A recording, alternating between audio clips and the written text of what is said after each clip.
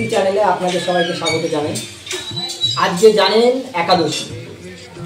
এই একাদশীর দিনে আমরা আমাদের ঠাকুরকেও, আমাদের ভগবান শ্রীকৃষ্ণকে আমরা একাদশী পালন করাই। এর জন্য আমরা আজকে অন্নভোগ দিই না, ঠাকুরকে আজকে রুটি এবং অন্যান্য তরকারি সামগ্রী এসব দিয়ে আজকে আমরা দুপুরবেলা ভোগ দিই। হ্যাঁ, যেমন ধরুন রুটি অথবা পরোটা, আলুর দম, সুজি এবং অন্যান্য সামগ্রী যেটার মধ্যে আপনার চাল জাতীয় কোনো কিছু না থাকবে সেই জিনিস দিয়ে আমরা ভোগটা দিয়ে থাকি।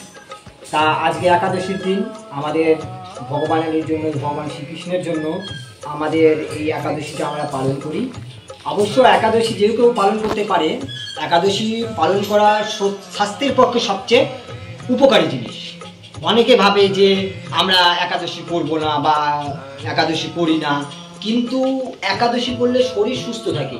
এই যে এত কিছু যে আপনারা দেখতে পাচ্ছেন, এত কিছু যে ভগবানের নিয়ম নিষ্ঠা, সব কিছু কিন্তু শরীরের জন্য, আমাদের শরীরের জন্য আমরা উপোস করে থাকি।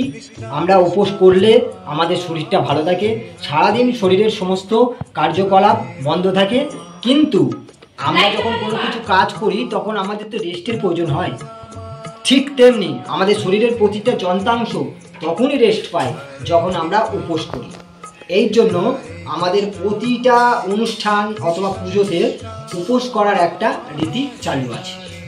তো দেখতে পাচ্ছেন এই যে আমার রাধা গোবিন্দর, রাধা মাধব, হ্যাঁ, একে নিয়েই বেঁচে আছি। একে নিয়েই আমি আমার সমস্ত কিছু এর কাছেই আমি সমর্পণ করেছি।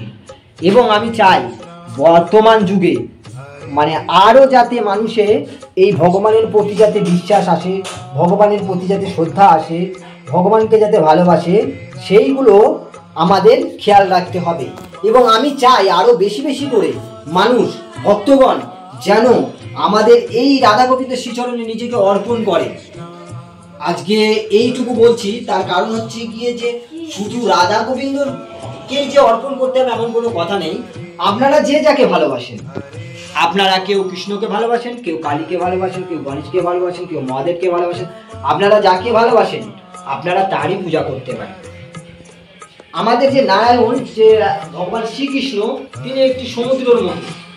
যত জিনিস দেখছে, যত আমরা দেখতে পাচ্ছি, মহাদেব বলুন বা লক্ষ্মী বলুন, সরস্বতী বলুন, গণেশ বলুন, কালী বলুন, মা কালী বলুন, যাই বলুন না কেন, সব গিয়ে ওই একই জায়গায় সমুদ্রে যেমন পূজিত হয়। আপনি যে কোনো দেবতার পুজো করলেই সেই স্বয়ং শ্রী বিষ্ণুর কাছে সেই পুজোটা গিয়ে পৌঁছায়। সুতরাং আমরা নিজেদের মধ্যে বিভেদ জিনিসটা, অনেকে বলে যে আমি কালী পুজো করছি, আমি কেন কৃষ্ণ পুজো করবো, আমি কৃষ্ণ পুজো করছি, আমি কেন কালী পুজো করবো। এগুলো কোনো ফ্যাক্টর নয়। ফ্যাক্টর আপনি যে কোনো আপনি পুজো করতে পারেন বা যে কোনো দেবদেবীর পূজা আপনি করতে পারেন। এবার আসি, আপনি কোন দেবতার পূজা করতে চান, কোন দেবতা আপনি পূজা করবেন, সেটি সম্পূর্ণ নির্ভর করছে আপনার উপর। তার কারণ আমরা যখন পড়াশোনা করি তখন প্রথম শ্রেণী থেকে ক্লাস 10 পর্যন্ত আমাদের অল সাবজেক্ট পড়ানো হয়। মানে যত সাবজেক্ট আছে সমস্ত সাবজেক্ট আমাদের পড়ানো হয়, কিন্তু তারপর থেকে ভাগ করে দেওয়া হয়। কেউ সায়েন্স নেয়, কেউ আর্টস নেয়, কেউ কমার্স নেয়। ঠিক তেমনি আপনারা যতদিন না বুঝতে শিখছেন ততদিন আপনারা সমস্ত ভগবানের পূজা আপনারা করতে পারেন। যখন আপনারা বুঝতে পারবেন যে সমস্ত ভগবান একই, যে আমি যেই পূজা করি না কেন সেই একই লোকের, একই ভগবানের কাছে গিয়ে সেই সমর্পণ হচ্ছে, সুতরাং আমি কালী পুজো করতে পারি, দুর্গা পুজো করতে পারি, যে কোনো পূজা করতে পারি। কিন্তু পূজাটা বড় ব্যাপার না। মানুষকে ভালোবাসতে হবে, মানুষের প্রতি শ্রদ্ধা রাখতে হবে এবং মানুষকে মানুষের মতো ভালোবাসতে হবে, পশুদের ভালোবাসতে হবে। আমি তো দেখি মাঝে মাঝে এমন কোনো মানুষ আছে রাস্তাঘাটে কিভাবে পড়ে আছে, এই পায়ে ঘা, হাতে ঘা, কি অবস্থায়, দেখে আমার নিজেরই চোখ দিয়ে জল চলে আসে। কিন্তু কি করব, আর্থিক সামর্থ্য আমার নেই যে তাদের সাহায্য করব। একটু সহানুভূতি, একটু পাশে দাঁড়ানোর এইটুকু ক্ষমতা যেন ভগবান আমাকে দেয়। আর ভগবান যত দুঃখ কষ্ট দিচ্ছে দিয়ে যান, তা সহ্য করার ক্ষমতাও যেন ভগবান আমাদের সবাইকে দিয়ে থাকে। এইটুকু বলেই আমি আজকে আমার এই ছোট্ট ব্লগটি শেষ করছি। আপনারা জানেন একাদশী, কারণ সময় হয়ে যাচ্ছে, এই সময়ের মধ্যে ভগবানের ঠিক ভোগ দেওয়ার পরেই আমি ভিডিওটা বানাচ্ছি। কারণ চিন্তা করলাম যে আমাদের আমাদের এখানে একটা সিস্টেম আছে, সেটা হচ্ছে 12টা বেজে গেলে, দুপুর 12টা বেজে গেলেই আমাদের ভোগ শুরু হয়ে যায়। 12টা থেকে 12টা 2-3 হলেও আমরা ঠাকুরকে ভোগ দিই না, ঠিক দুপুর 12টার সময় আমাদের ঠাকুরের ভোগ চলে। তা আপনারা তো দেখতে পাচ্ছেন এই যে আমাদের বিগ্রহ রয়েছে শ্রী রাধা গোবিন্দ। আপনারা সবাই এই ভিডিওটাকে শেয়ার করেন এবং আপনারা প্রত্যেক মানুষ, যত মানুষ আছে সবাই ভগবানের চরণে নিজেকে অর্পণ করুন। দেখুন আপনারা ভালো থাকবেন, সুস্থ থাকবেন এবং আপনাদের পরিবারের যত লোকজন আছে সবাই ভালো থাকবে।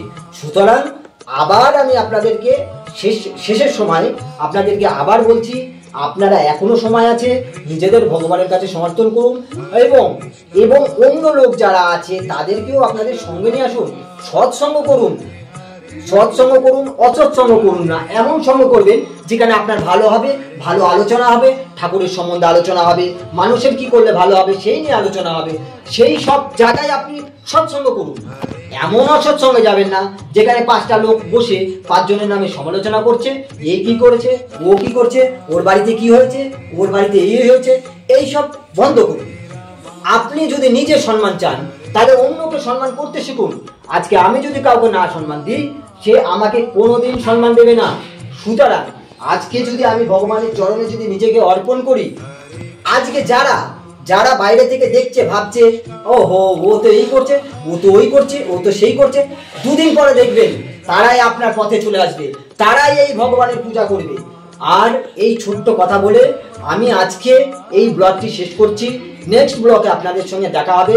অনেকদিন বাদে আবার ভিডিওটা বানালাম, এর জন্য নিজেরও কিছু পার্সোনালিটি ছিল বা নিজেরও কিছু পার্সোনাল জিনিস ছিল।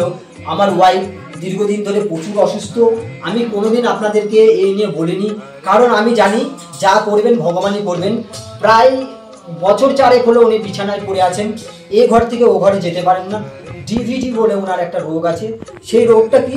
রোগটা হচ্ছে গিয়ে এই রক্ত চলাচল যে ভেনটা দিয়ে করে, কিছুক্ষণের মধ্যে রক্ত চলাচল করতে করতে সেই রক্তটা জমে যাওয়ার দরুন পা দুটো ফুলে এই মোটা হয়ে যায়।